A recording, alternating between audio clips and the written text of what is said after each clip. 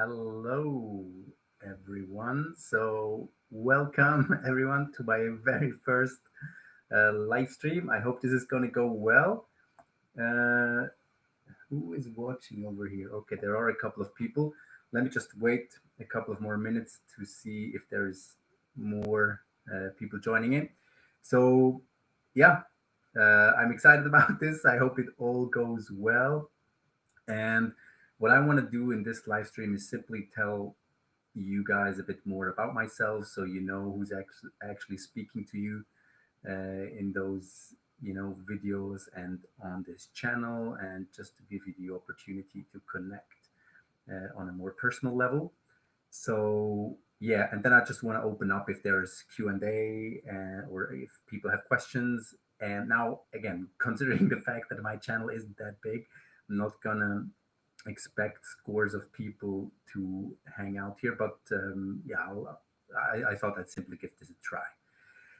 So, um, yeah, let me get started then. So, my name is Lucas, as you all know, and I'm 37 years old, soon turning 38. I'm married to Denise, and we've got three lovely kids, Erin, Rania, and Jasmine. They're 9, 7, and 3 years old. Now, we we currently live in Lebanon. We've lived in Lebanon for the past 9 years, actually, but we're originally from Switzerland. So this is where my accent comes from. It sounds like a German accent to most, yeah, but it's a Swiss accent. So yeah, my mother tongue is Swiss German, and yeah, my hobbies are. Let's get to this. I like reading. Obviously, I like to go hiking with my family. Uh, and like climbing, going out into nature, swimming, and yeah, doing stuff out in the green with my family, barbecuing, making fires, camping, and that sort of stuff. That's what gets me excited. Again, besides reading, and yeah, favorite food, pizza probably, and the cooking of my wife in general. Uh, yeah, so maybe a bit of a couple of things about my background. I first graduated in landscaping, or yeah, landscape gardening in Switzerland, and I then did a theology degree in the UK.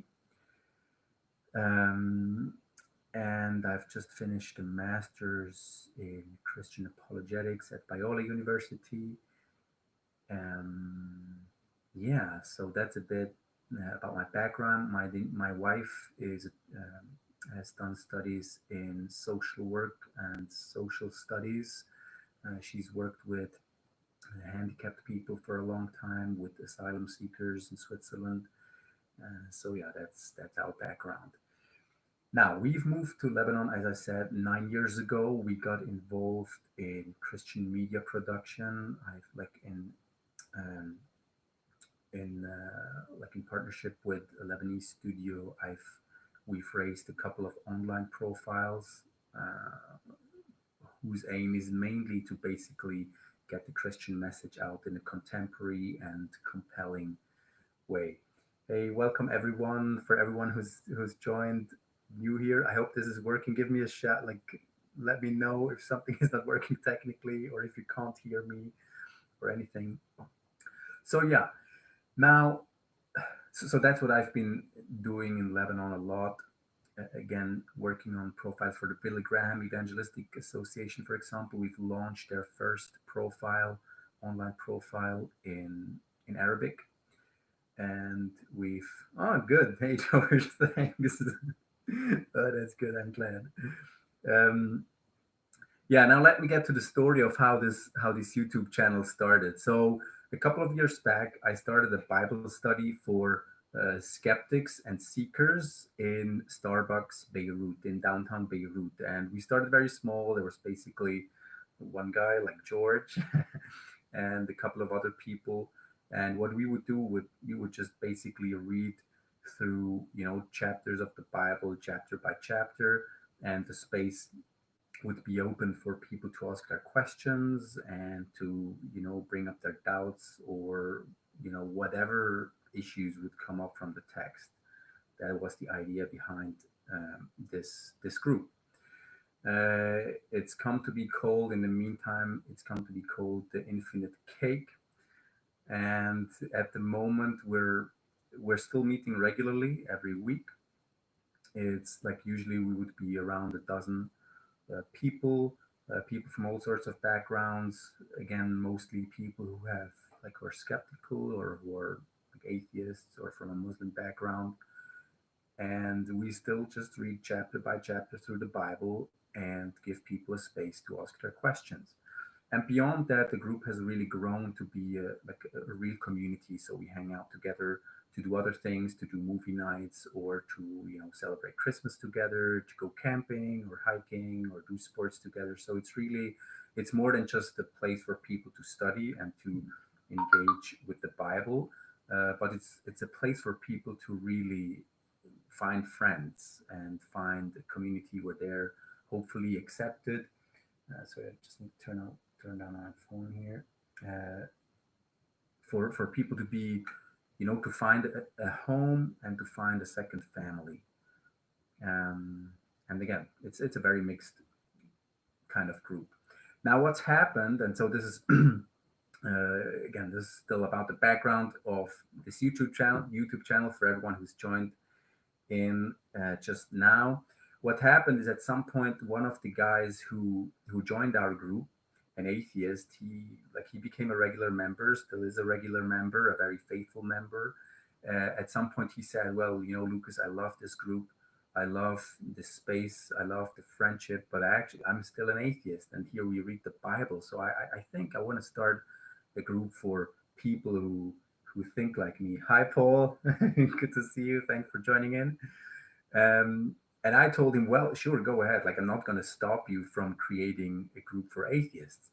I simply told him, once you guys start, let me join in and hang out with you guys too. So that's what happened. This guy, hi, Danny. Good to see you. Good to see you here. Thanks for coming. So this person kicked off this atheist intellectuals discussion circle, and funnily enough, these guys started meeting in the same cafe where we would have our Bible studies.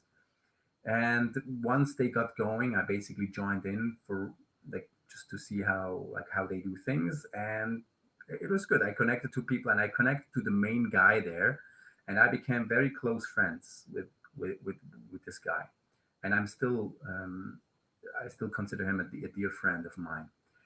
Now, with this, with the leader of that atheist circle, I would hang out with him and have coffee, and he would sometimes bring his Bible. Uh, he was a convinced atheist, brought up in a Christian home. So he would sometimes bring his old Bible and say, "Well, Lucas, this just doesn't make any sense. Explain this to me, and that's why I'm an atheist. And Jesus says this, which is really weird, and the Old Testament says that, which is even weirder."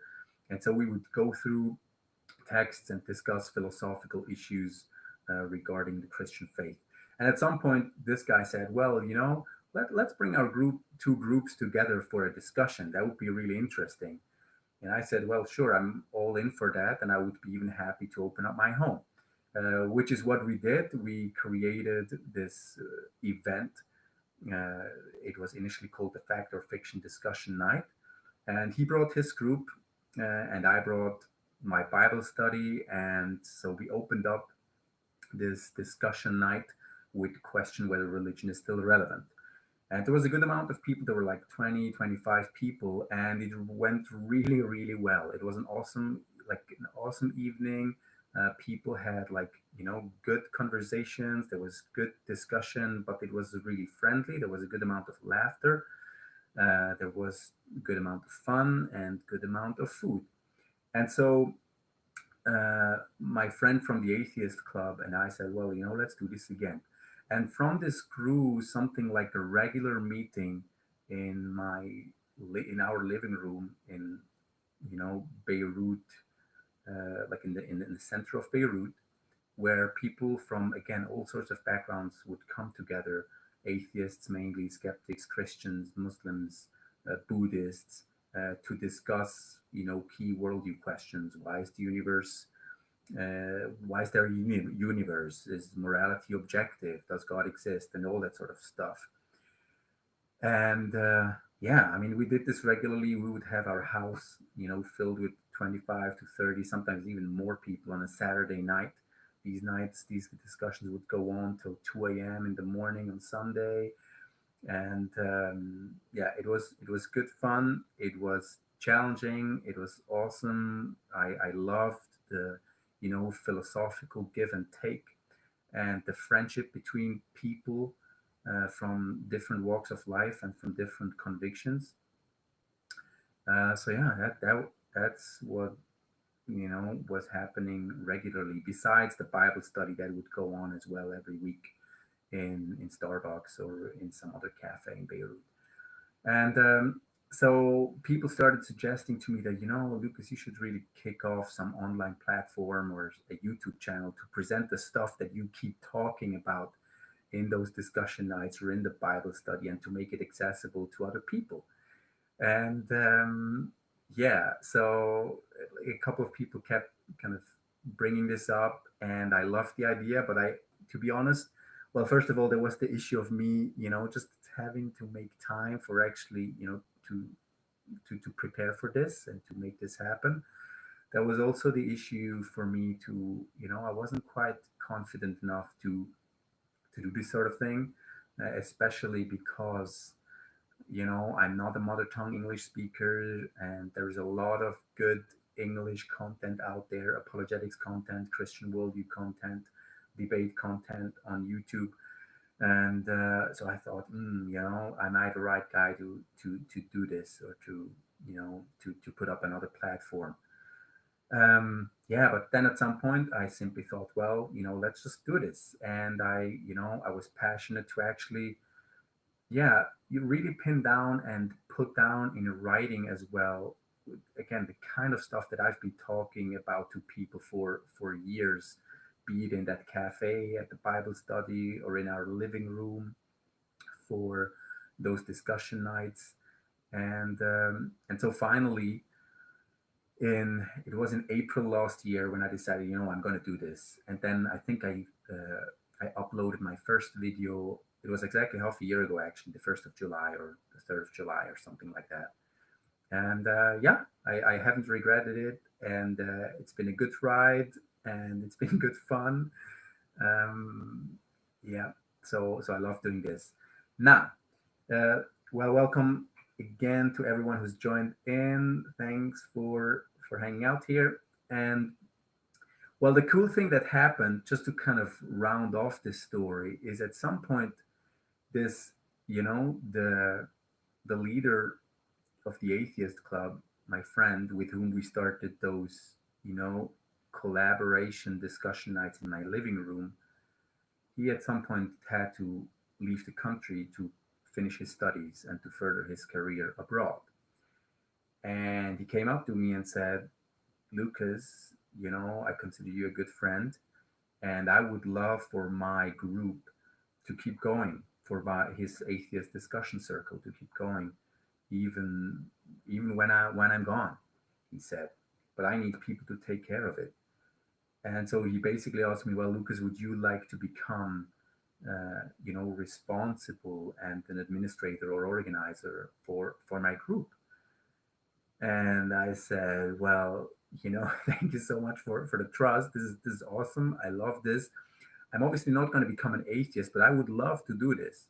And so he said, yeah, I mean, sure, I know that you're not going to easily give up your conviction, definitely not just for, taking over this group. But I trust you, and I would like you to be, the guy who takes care of my group. And so this is how I came. Hey, Alfonso, thanks for coming in. So this is how I came to be the organizer or the administrator of that atheist intellectual discussion circle.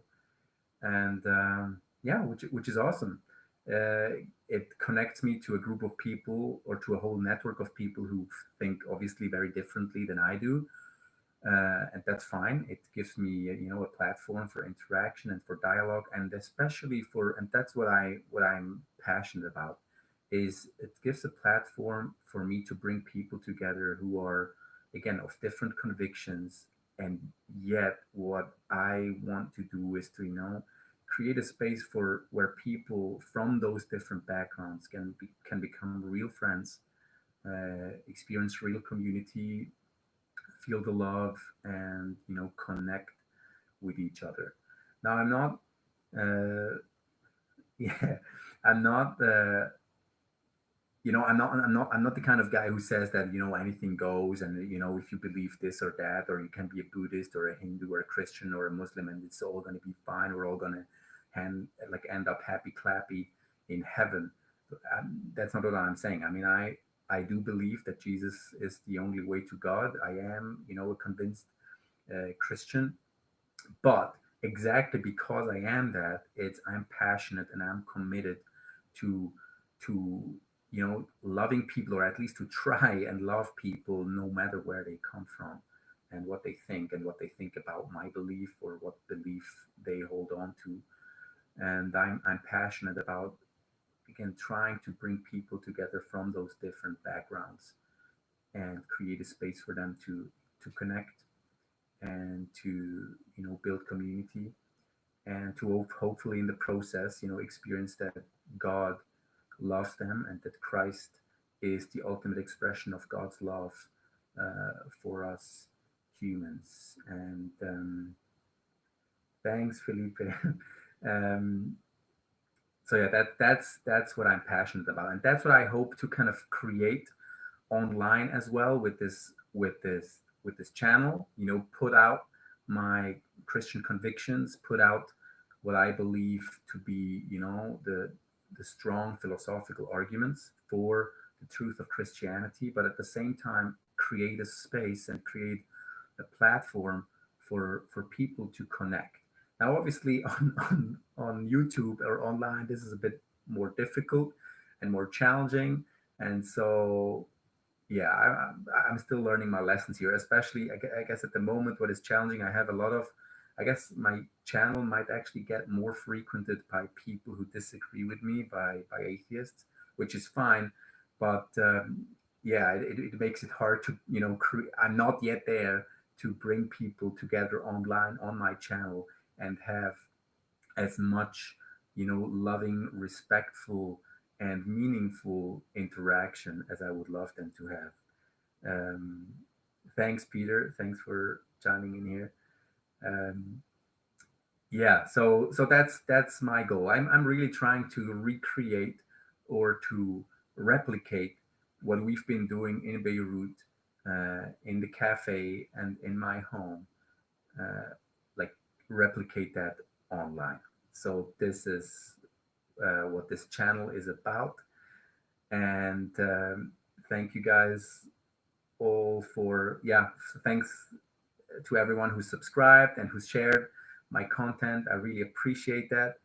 Um Dirk and Lisa, things in Beirut. Well, yeah, good. So this is I'm going to answer your question right away. This is kind of the background story to my channel. Now I'm going to, if any of you guys would like to ask questions, then I'm happy to take them. Now, let me start with the first one. In Beirut, things are very, things don't look too good. Now, I'm currently in Switzerland. I'm supposed to go back to Beirut with my family in a week. That is, if they keep the airport open. They just announced a new lockdown, or they're discussing a new lockdown, to be more precise, because of COVID-19, obviously. But if the situation allows us, we will fly back into Beirut on Monday the 11th, and I'm super excited about that. I hope it works out. I hope that they will allow Lufthansa to fly into Beirut airport still. Now, COVID 19 is, well, that's one of the two evils that has hit Lebanon. The far bigger evil, I think, or the far bigger suffering has been caused by the explosion that ripped through the city on the 4th of August. It's just been really devastating on every level, like economically, kind of psychologically, emotionally for people. It's just what people are. It feels like people are super devastated. The common psyche is just super desperate. And it's as if here's the thing. So here's me. This is my perspective. I'm not claiming to be like the expert analyst and the expert on all of this stuff. Um, um, uh, well, but it feels to me as I talk to people and as I listen to their stories, it people are just super hopeless, and it's as if it's not that people didn't know before the explosion that the government isn't really that great, and it's not that people didn't know that the government is corrupt and doesn't actually care for their people. But I think what the 4th of August has done, it's really been like a slap in people's face, uh, and it's just become super super super obvious that you know the people in charge, they're happy to let their own people suffer and die as long as they can just benefit. That's, I think, that's the message that has you know gone out into the country, even into the whole world, with the 4th of August, with that explosion. Hey Mike, thanks for hopping along from Brazil. Hope you guys are doing well. um, so yeah, that's that the country is still recovering from that. And I feel, again, just as I talk to people and as I listen to their stories, I feel it's going to take like 2 years for people just to recover from that shock, you know, of that explosion. So yeah, things in Beirut don't look super great, but I must say that we're still experiencing people, wanting to know more about God, want people being interested in finding out about Christ and what the Bible has to say. So I'm happy about that. It's just obviously things are very challenging to bring people together because lockdown measures don't always allow that, obviously. But yeah, we're still able to bring people together in a limited sense, and I'm very happy to still see people being passionate about connecting to others, building friendships, and reading the Bible together, discussing important questions about God together. So that makes me very happy. um, so yeah, Alfonso, I'm nervous about being vocal on my YouTube channel. Any tips? Well, um, I'm not again. I'm still very fresh in this. There are other people who have years of experience of being vocal on YouTube. I just think you should, be clear about your convictions, be clear about your goals, be clear about the people you actually want to target, the people you want to talk to through your platform. I think that's very important. You should make as clear as possible what your content is about, and again, what you're aiming at with your platform. That's the little wisdom I can offer after having done this for, again, half a year. Yeah, so that's about it from my side. If I don't know if you guys have more questions, I would really appreciate if you could share this channel with other people, ask them to subscribe.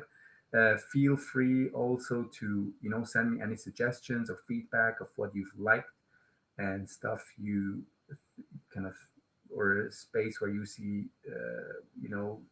the potential for improvement and that sort of stuff. I have um, a couple of things coming up next week. I'm super excited about this. I'll release an interview I did with JP Moreland, who is he's been named one of the top 100 philosophers of the world, I think a couple of years ago. One of his big areas of research is philosophy of mind. He's written a book called The Soul, and I've recorded an interview with him on, why it's reasonable to believe in convent or traditional dualism, the existence of an immaterial soul. This is such a great interview. I'm super happy, and I hope to be able to share it with people with whom I've discussed this issue back and forth for a long time. And I feel like JP Moreland brings it, really nails it down beautifully. Hey, Jordan from Analytic Christian, thanks for hopping along here. guys, if you want to see a great another cool channel, check out the Analytic Christian, who just shared in the chat box. He's a good channel to check out. Um, with Hey Lucas, I'm glad you started the channel. Paul, when would you say it's pointless to continue a debate? Well, I think, you know, um, here's the thing, in a debate or in discussion, it's, you obviously want to do your best to present the arguments for your faith or for your convictions. And for that to happen or to be fruitful, the other person must obviously be willing and open to listen. If a person is just out to, you know, kind of place their own arguments out there, but not actually listening, not actually willing to, take what you have to offer or the critique that you would put up against them, then it's kind of, it's, yeah, a debate doesn't seem to make too much sense. However, at the same time, I feel some people will be, aggressive or just want to debate because it might be the only way that they actually get someone to spend time with them and to listen to them. It's, I've talked to people and I've had harsh, like, or aggressive encounters in terms of argumentation and stuff with people about whom I found out later that, they really don't have any friends, or they don't have any way to, uh, you know, yeah, just they don't have anyone else to spend time with. And so them coming up against me and debating me and, attacking me was actually like an outcry for them to say, well, I just want to spend time with someone, and I want to have someone who listens to me. And so in this sense, I think that even when a person wouldn't actually listen, but just want to kind of be up for a fight, for a philosophical fight, I feel like, the love of Christ or our calling to love people, makes it, worthwhile, or demands from me to actually maybe hang in there in a debate that seems to be fruitless in terms of actual, progress when it comes to views and arguments and stuff. But I feel like, well, it's worthwhile hanging in there just to give that person, my opponent, the love that I can give. So yeah, so I think that the way I would answer this question, when is it pointless to continue debate? I would say, well, hang in there as long as possible. And well, obviously, if a person, if it just gets too annoying and a person just doesn't listen, and kind of that's the pattern that keeps repeating, and no kind of softening of heart or softening of mind occurs, then yeah, I mean, at some point you might want to consider, well, maybe, this my time is lost here, and there are other people who are more open, so maybe I should spend more time with them. But in general, I'm saying, because often you hear people say, or Christian or apologists say, well, if people don't want to listen, then just move on. But I think, well, just hang in there a bit longer, because again, people might not actually be asking for a good argument, but they might actually be, again, crying out for love and a good friend. I thought we don't. Yeah, yeah. So yeah, when you feel like you're drying out in the process, then it's a matter of knowing your boundaries. If you feel like, well, again, this just it's too much to handle, and it's too heavy of a burden, or too much, again, too time consuming, and you can't do it, well, then I think it's, you're fine at some point to say, well, I need to put up a boundary here, and I need to move on. I think that's fine. Yeah. um yeah. Don't know if you guys have any more questions. Well, I'm happy that this this worked out so far with my first live stream. I didn't get to finish. Well, another thing I have upcoming in 2 weeks. Ah, Paul, so you speak German. Yeah, bitteschön. You're welcome. Another thing I have upcoming, I had uh, a guy called Michael from the UK reaching out to me. He's an atheist subscriber to my channel, after I put up my three-part series on the definition of atheism, he contacted me on email saying, "Hey, Lucas, I would love to have a conversation with you about the stuff you talk about." And he said there might be room for both of us to learn and for you to be challenged in your thinking and stuff. And I sent him back an email saying, well, thanks for reaching out, I appreciate that. And now what we're going to do is, this is very much just a trial. I don't know how it's going to work out, but Michael and I agreed, we had a little short Zoom call. We're going to do an interview, or like a little dialogue or discussion about well, we're going to start from the definition of atheism, whether atheism actually makes a claim or whether atheism is not a claim. And from there, we will move on. The idea is, with this thing, is really, I just thought I was super happy and excited for Michael. Again, just some random subscriber to my channel reaching out to me through email, contacting me, wanting to get in touch. And I thought, well, I want to honor that. I feel like that's cool. So let's do something out of it. And so what we're going to do is, we're not going to do it live, uh, because, well, we're just not going to do it live because it's going to be a bit safer if we pre-record it, and I'll then post it. It's going to be a discussion again with one of my atheist subscribers, and so that's going to come up. I'm also in touch with the Discovery Institute, with Stephen Meyer, who heads the Discovery Institute. That is with his assistant. They agreed to set up an interview. Um, so I hope to be able to interview Stephen Meyer on intelligent design, most probably on his book Darwin's Doubt, which came out a couple of years ago, which is his second book. He's got a third book upcoming, the Return of the God Hypothesis. So yeah.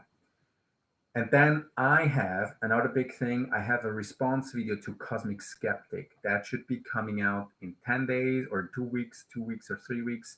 I have a big response video. I believe he's inconsistent on his views on homosexuality. He basically says it's amoral, it's not a moral issue, and his view on free will. I watched these two videos like a couple of months ago, and I just realized, well, he's contradicting himself. So I'm gonna respond to Cosmic Skeptic. I already recorded the video. It's in the editing pipeline now, and that should come out within the next 3 weeks. And I'm super excited about that. I hope I'll be able to create some momentum about this, because again, I'm not that big of a channel, or too big of a channel for Cosmic Skeptic to give me consideration. I've reached out to him in the past through email, and he actually responded. When I responded to Rationality Rules on the Kalam, I sent it to Alex O'Connor, and I was super surprised. He responded. He said, "Well, I like the video. I feel like there's room for improvement and for criticism." And so yeah, I was super surprised. So I hope I'll be able to connect with Cosmic Skeptic over this upcoming video. So stay tuned. Um, how do you deal with doubt? What kind of doubt, intellectual or emotional? Yeah, I think, yeah, great call there, Paul, on the question. So Felipe asks, how do you deal with doubt? I do think it's very important to distinguish between the kind of doubt you have. If you have emotional doubt, and that happens oftentimes, or typically happens, when people are hit with calamity or suffering, the loss of a loved one, illness, sickness, or whatever. You may, have this emotional doubt of, well, is God really there?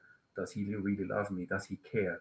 I think when this kind of doubts hit, this existential, emotional kind of doubt, what you need, or what the person needs, is not so much, uh, you know, right answers to to the question of, why am I suffering, or why am I going through this. I think what people need when they go through emotional doubt is mainly they need community, people who stand with them and who say, well, I know how this feels. I know how it is to go through that, and let me just listen to you and cry with you and pray with you and be there for you.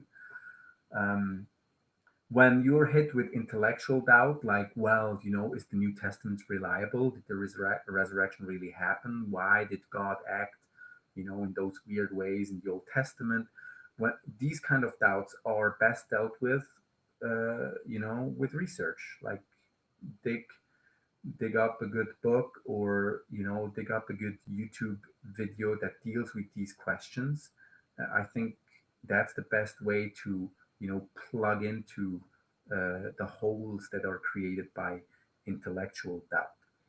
And so yeah, I think, and then there is kind of the doubt of whether it's worth kind of to trust God, or to commit to a life with God, kind of the doubt of commitment, of whether commitment is worthwhile.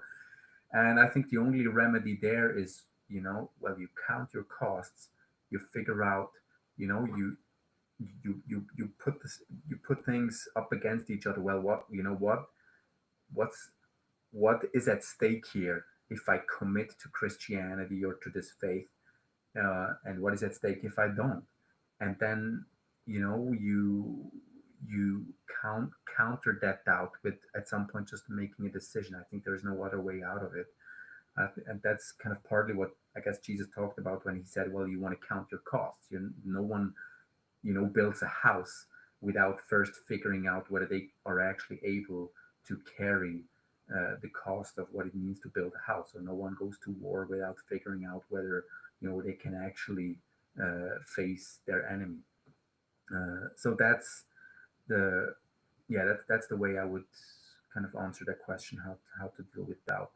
Again, it's very important. Not every doubt requires a good answer, but some, and again, maybe most or a lot of doubt, again, the existential type of doubt, requests, I think, loving community and people who come alongside you to offer their empathy, their time, their prayers, or even their practical help. If you're feeling low and you feel like you can't even get out of bed to cook yourself a meal, or cook a meal for your family, well, it's worth so much to have someone who comes along and says, well, I help you with cooking, or I come clean your house or whatnot. So yeah, I actually feel, well, that's what God did in Christ. Is um, Christ dying on the cross is God's ultimate way of saying, well, I know what it means to go through suffering and to be hit by, again, the worst of suffering. So that's part of the beauty of Christianity. Yeah.